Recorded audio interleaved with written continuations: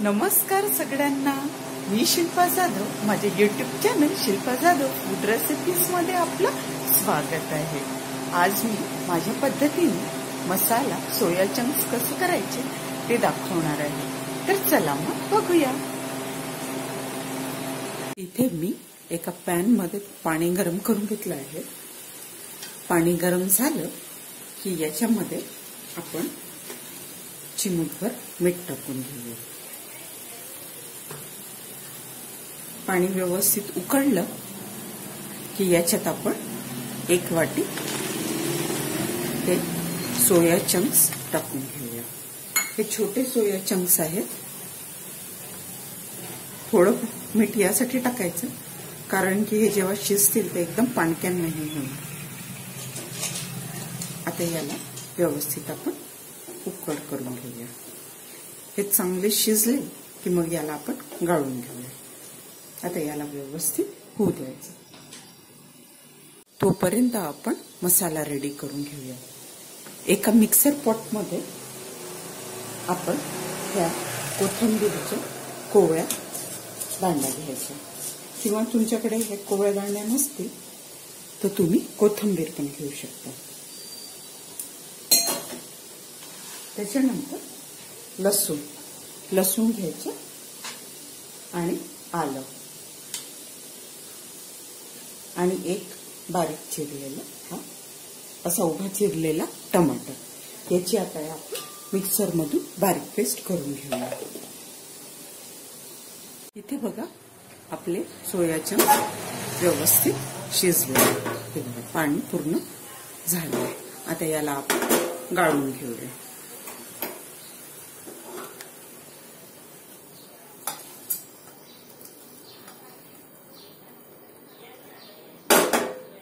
याला गाळून घ्यायचं आणि याला आता पूर्णपणे थंड होऊ द्यायचं.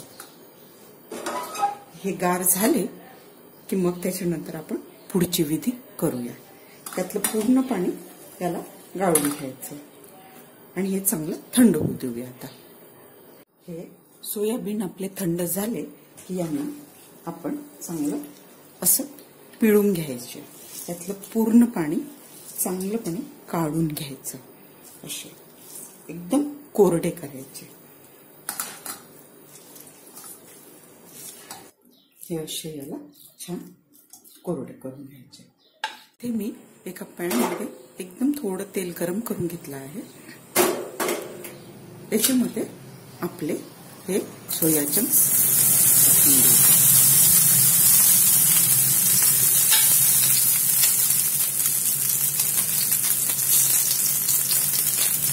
हे आता आपल्याला छान परतून घ्यायचे. याचे गोल्डन ब्राऊन होईपर्यंत आपल्याला हे सोया चंक्स व्यवस्थित परतून घ्यायचे.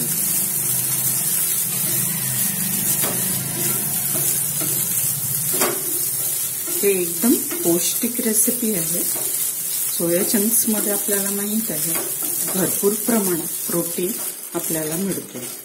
म्हणून तुम्ही ही रेसिपी मी सांगते त्या पद्धतीने करून बघा आणि मुलांना पण ही रेसिपी आवडेल. एकदम मटन सारखी ही लागते अशा पद्धतीने केली की. आता याला छान आपण गोल्डन ब्राऊन होतपर्यंत परतून घ्यायचे. आता आपले सोया चंक्स व्यवस्थित गोल्डन ब्राऊन झाले आहेत. हे बघा असे आपल्याला एवढे गोल्डन करून घ्यायचे आहे. ही स्टेप यासाठी इम्पॉर्टंट आहे कारण की याच्याने भाजीला खूप छान चव येते. हे छान असे आतपर्यंत भाजले गेले की मस्त ज्युसी आणि क्रिस्पी होतात. आता हे आपण काढून घेऊया.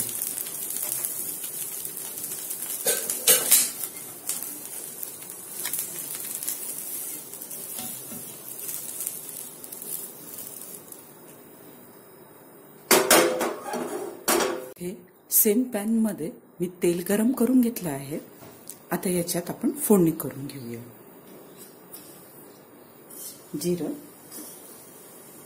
मोहरी याला छान होऊ द्यायचं.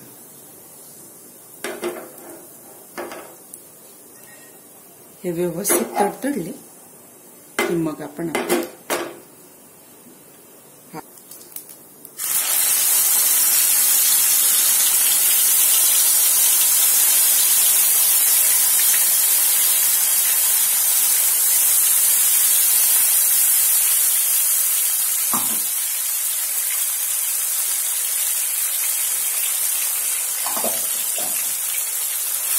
याला छान तेलावरती परतून घेऊया. भाज्या खायचा कंटाळा आला त्या दिवशी आपण ही भाजी केलेली एकदम बेस्ट आहे. उन्हाळ्यात तर आपल्याला ह्या अशाच भाज्या खावा वाटतात पालेभाज्यापेक्षा. कधी कधी मग ही अशी भाजी करून पाहायची आणि एकदम पौष्टिक आहे ही भाजी. याला आता व्यवस्थित हा मसाला छान शिजवून घेऊया. तेल वेगळं सुटेपर्यंत हा हळू याच्यावरती मसाला व्यवस्थित आपण करून घ्यायचा. इथे बघा आपला मसाला आता व्यवस्थित शिजला आहे. आणखी याला थोडं आणखी होऊ देऊया. तोपर्यंत आपण इथे 1 वाटी दही घ्यायची. तुम्ही 1 वाटी दही घेतली आहे, ही घरची दही आहे. थोडीशी आपल्याला आंबटसर दही पाहिजे, गोड दही नाही पाहिजे. त्याच्यामध्ये आपण मसाले टाकून घेऊया. हळद,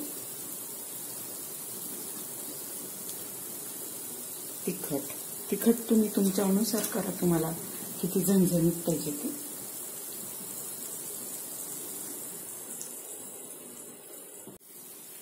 थोडी कसुरी मेथी, धनेची पूड, याला छान आपण मिक्स करून घेऊया.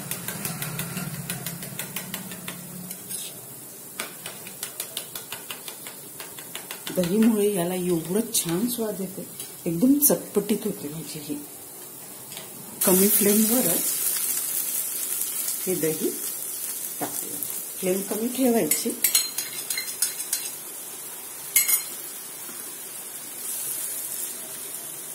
आणि याला मिक्स करून घेऊया. आपले सगळे जिन्नस व्यवस्थित आता शिजेपर्यंत याला छान शिजवायचं.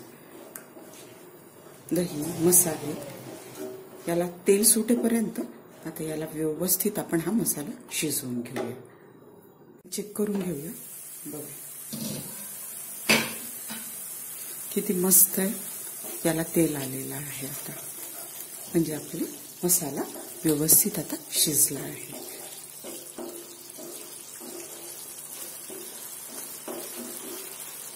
मध्ये आपण मीठ टाकून घेऊया.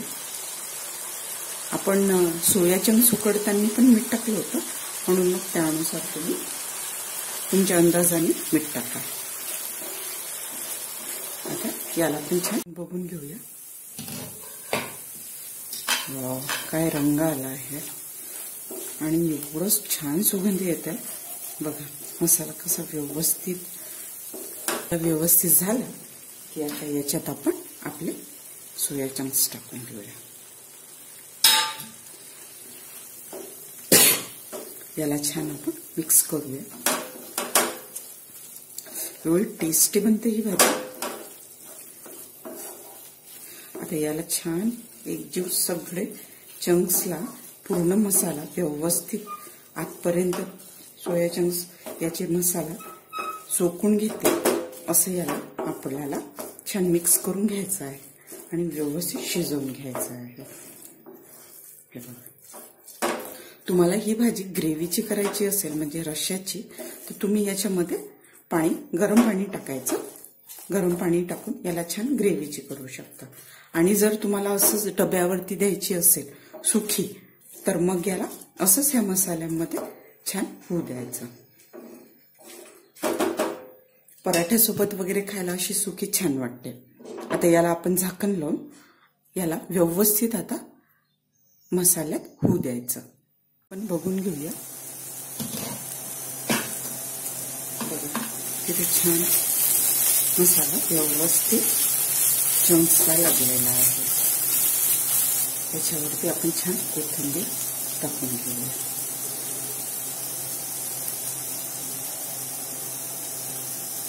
गरमागरम आता हे पराठ्यासोबत खायसाठी एकदम रेडी आहे रेसिपी. तुम्ही माझ्या पद्धतीने नक्की करून बघा. रेसिपी आवडल्यास लाईक, शेअर, कमेंट आणि सबस्क्राईब करा. आणखी तुम्हाला कोणती रेसिपी बघायला आवडेल मला कमेंट करून नक्की सांगा. स्वस्थ रहा आणि मस्त खा. थँक्यू.